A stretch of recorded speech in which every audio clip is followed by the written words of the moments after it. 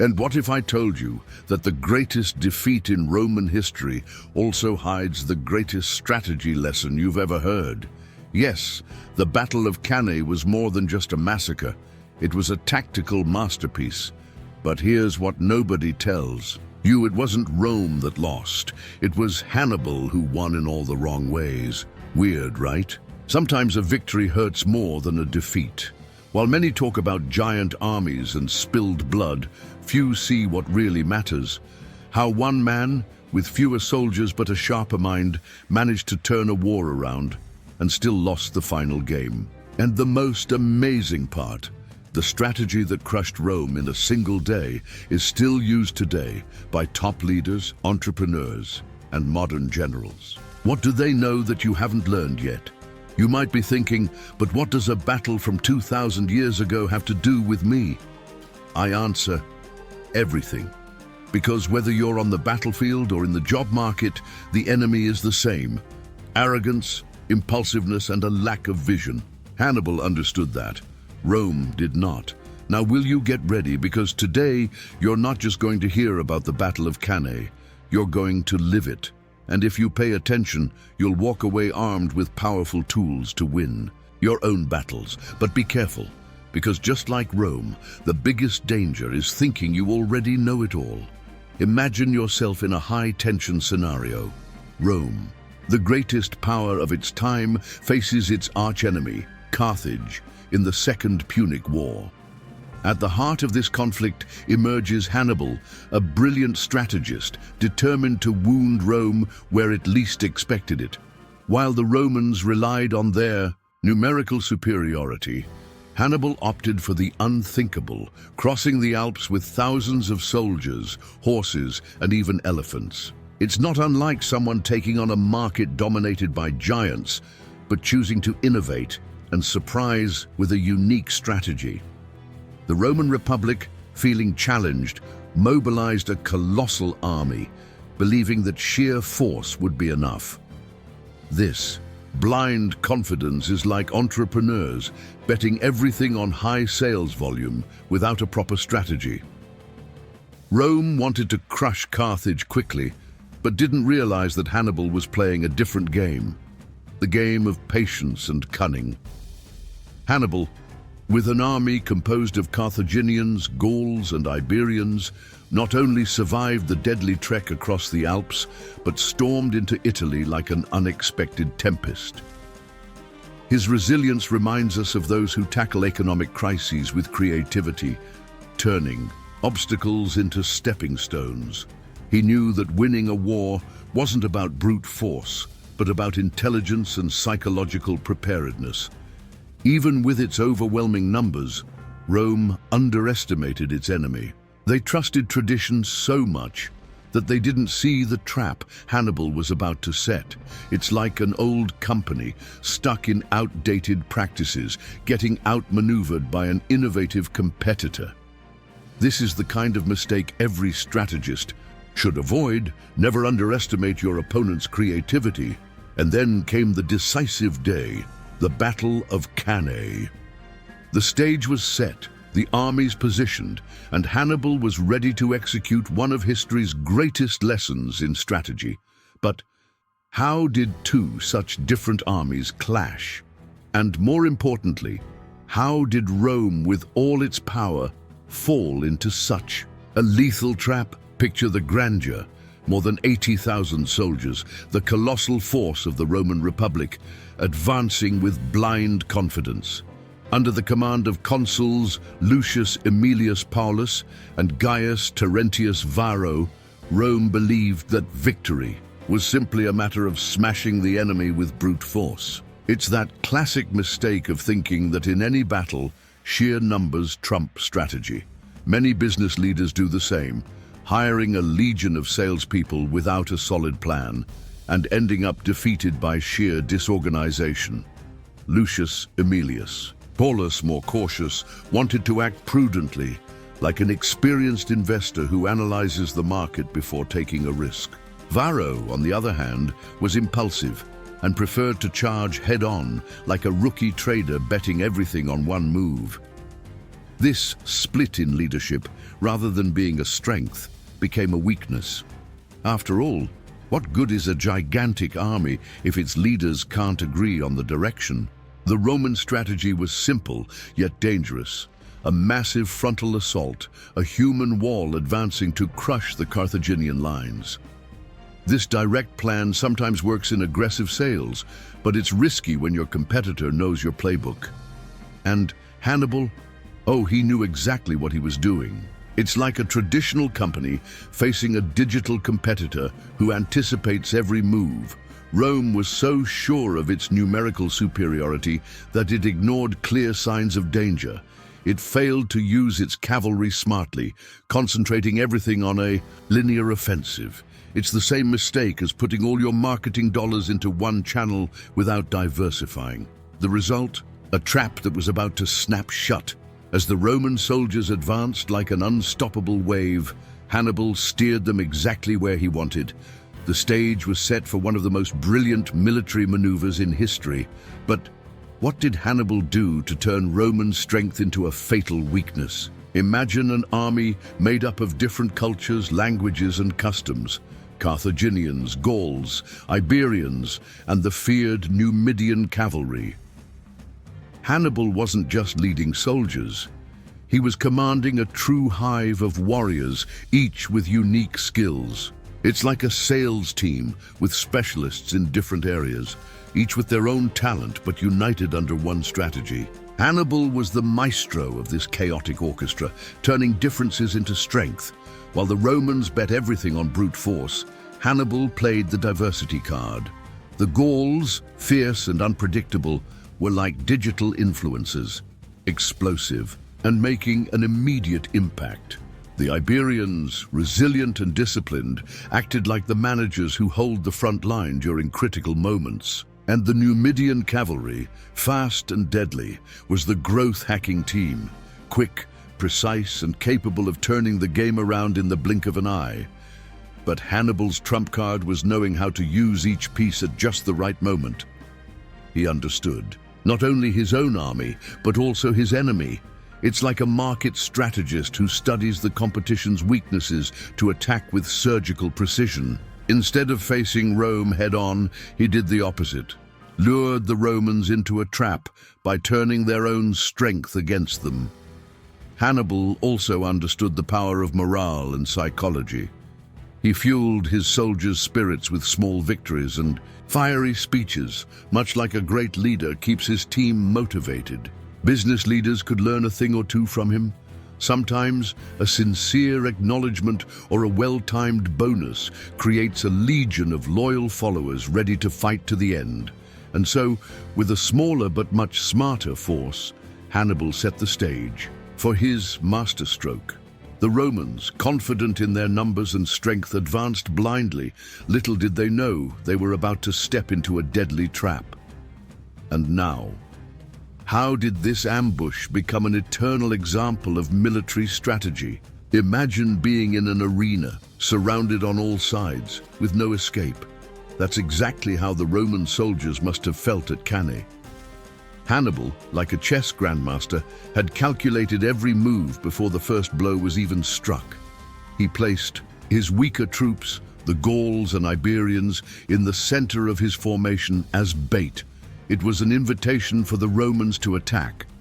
Who hasn't seen a marketing strategy that offers an irresistible entry-level product only to upsell the real deal? That's exactly what happened. The Romans, overconfident, fell right into the trap. They charged in, crushing the Carthaginian center. But while that was happening, Hannibal's Numidian cavalry swept around the field with a devastating strike. It's like a retargeting campaign. While the customer is focused on one product, you're already surrounding them with a new, irresistible offer. And then, the noose tightened. The double envelopment maneuver, flanking the enemy from both sides, until meeting behind them, is still a lesson in strategy today. Military academies study this tactic, but it also applies to the business world. When a company wins customers on one front while weakening its competitors on the other, Big brands like Amazon do this when they dominate a market in a way that leaves no breathing room for competitors. The Roman soldiers, packed together and with no room to maneuver, were overcome by panic. And here's the lesson. It's not enough to have strength. You need space to act. Many professionals miss out on huge opportunities because they get cornered by an overload of tasks or a lack of focus. Sometimes the secret is to step back, create space, and assess the field before making your next move. And so Rome, with its more than 80,000 soldiers, found itself trapped. But the worst was yet to come. How did this encirclement turn into one of the bloodiest slaughters in military history? Imagine the chaos, screams, dust, and the clanging of metal as swords met. Over 50,000 Roman soldiers fell in a single day, a number so staggering that even time seemed to stand still. Among the dead was Lucius Aemilius Paulus, the consul who unsuccessfully tried to halt the disastrous advance. It's like a major entrepreneur who realizes too late that his risky plan has bankrupted his company. And worse still, many senators also perished, turning Cannae into not just a military defeat, but a blow to the very soul of the Roman Republic. The Roman soldiers, crammed together like in a death trap, couldn't even lift their swords. They died more from panic and suffocation than from enemy blades. It's the classic scenario of a market collapse. Unprepared investors lose everything because they have no room to react. The battle became a grim lesson on how arrogance and a lack of a backup plan can be fatal. Hannibal, however, did something unexpected. He didn't march on Rome to finish the war. Why? Because he knew that winning a battle isn't the same as winning a war. It's like an entrepreneur who captures the market but chooses to slow expansion to strengthen the foundations. A modern example? Apple's strategy of launching the iPod before the iPhone, building an empire step by step. Even though Rome was reeling from the devastation, it did not surrender. On the contrary, the loss at Cannae sparked the flame for a new strategy.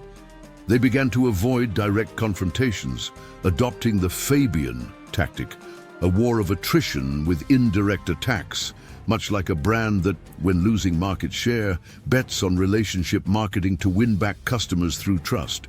But the impact of Cannae didn't die on that battlefield. Hannibal's strategy became eternal, taught in military academies and featured in leadership and strategy manuals. And like any powerful lesson, the echo of Cannae transcends the centuries. But what made this tactic so legendary that it's still studied today? Rome was bleeding, but it did not give in. After the tragedy of Cannae, any other empire might have crumbled, but the Roman Republic chose to learn rather than lament. It's the difference between an entrepreneur who shuts down at the first sign of failure and one who uses a setback as a springboard to success. Instead of seeking another direct battle, Rome changed the game. It adopted the strategy of Fabian Maximus, known as War of Attrition. It's like a brand that loses market share to competitors, but reinvents itself with long-term campaigns, strengthening its base of loyal customers. This new approach irked Hannibal, for he was a master of direct confrontation. But Rome now refused. Frontal assaults. It's like a competitor who, instead of battling on price, wins customers through added value. They began cutting supplies, weakening Carthaginian allies, and undermining the enemy's morale. An indirect strategy, but a deadly one. Meanwhile, despite the victory at Cannae, Hannibal began to lose control of the war. His defeat didn't come from the sword, but from a lack of reinforcements. Carthage, his own home, denied him proper military support, a classic management blunder. When the CEO doesn't back the sales team, opportunities are lost. It's like a startup with an amazing product that never scales because it fails to invest in marketing. Rome, on the other hand, learned from its pain. It raised new generals, trained new legions, and over time turned the tables. This resilience is reminiscent of great business stories like Netflix, which on the brink of failure changed its business model to streaming and eventually dominated the market. The secret? Adapt and never underestimate your enemy. And so, even after losing over 50,000 men at Cannae, Rome was reborn stronger. But the legacy of that battle goes far beyond the battlefield. After all, why did Hannibal's strategy become an eternal example of leadership and tactics? The Battle of Cannae didn't just end up in history books. It became a veritable Bible for strategists of all eras. Even today, in military academies around the world, Hannibal's name echoes as a synonym for tactical genius. His double envelopment, that maneuver that encircled and decimated the Roman army, is studied as a classic example of how to turn a weakness into an advantage. It's the same principle that companies like Tesla use. While the market was focused on traditional cars, Elon Musk attacked the flanks with electric and digital innovation. But the legacy of Cannae goes beyond the military field. Business leaders, sports coaches and market strategists all draw from this well. The secret? Knowing your enemy better than they know themselves. Big brands do this with competitive analysis. While everyone fights on price, they dominate through superior positioning. Just as Hannibal understood that Rome relied too much on brute force, companies like Apple learned that the secret lay in the experience, not the price. The lesson of Cannae is also about timing. Hannibal waited until the Romans were worn out before closing the trap. Similarly, successful investors know that you don't sell in a frenzy, but with patience. Warren Buffett is a master of this. He observes, waits, and acts when the market is vulnerable. Strategic patience is worth more than impulsive strength. Moreover, Cannae teaches that tactical innovation trumps raw power. It's like the story of Blockbuster versus Netflix. Blockbuster, like Rome, had the numbers, but Netflix, like Hannibal, had the right strategy. The result? The giant fell before innovation. Cannae shows that with the right strategy, even the smallest force can take down a colossus. And so, Hannibal's strategy, even though he didn't win the war, defied time. He didn't conquer Rome, but he conquered eternity. Now tell me, are you ready to apply the art of Cannae in your own battles? Because the real war happens off the battlefield. So now I ask you, what are you going to do with this knowledge? Will you let your battles be decided by brute force or by strategy? Hannibal showed us that true power lies in understanding your enemy, using the unexpected, and never fighting the way they expect you to. And you? Are you ready to surprise in your own battles, whether they're in the market, at work, or in life? Think about it. How many times have you lost because you acted on impulse, like Rome, rather than with intelligence, like Hannibal? How many opportunities have you let slip by because you focused on strength instead of tactics? Today, you learned that winning a battle doesn't always mean winning the war. Now, all that's left is to act. So tell me, if you had to apply one of Cannae's tactics today, which would it be? The frontal assault, the strategic encirclement, or the patience of Fabian Maximus? Comment below. I want to hear your strategy. And if you want to keep learning epic lessons like this one, subscribe to the channel and hit that notification bell. Here, every video is a new weapon in your arsenal of knowledge. Don't miss the next episode, because believe me, history still has a lot to teach you.